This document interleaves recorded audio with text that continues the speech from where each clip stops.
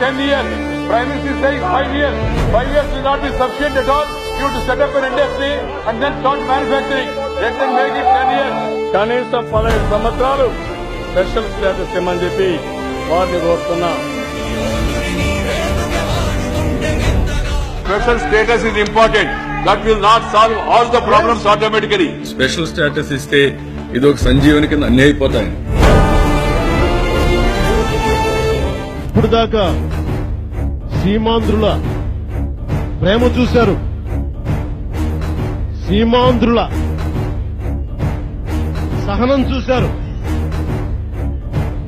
ఇచ్చిన మాట వెనక్కి తప్పితే సీమాంధ్రుల పోరాట పటిమ కూడా చూస్తారు. మేము అడుక్కునే వాళ్ళం కాదు. స్పెషల్ స్టేటస్ మా హక్కు, మా హక్కుతో అడుగుతున్నా, మీరు ఇవ్వాలి, ఇచ్చి తీరాలి. మీ సమస్యల కోసం నేను పోరాటం చేస్తాను. మీరు ప్రశాంతంగా ఉండండి. మీరు నిజంగా ఎవరికి ఏ లొసుగులు లేకపోతే పోరాటం చేయడానికి మీకు ఏంటి భయం అబ్బా? మరి ఎందుకు మీరు భయపడుతున్నారు? మాట్లాడండి, నిలదీయండి, పార్లమెంటుని స్తంభింపజేయండి, స్తంభింపజేయండి.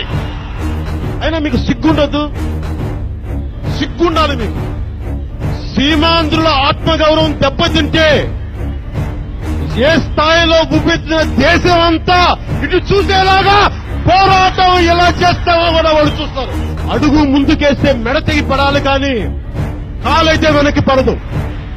ఢిల్లీలో ఉన్న సెంట్రల్ లీడర్షిప్ కి ఒక మెసేజ్ చెప్పదలుచుకున్నా.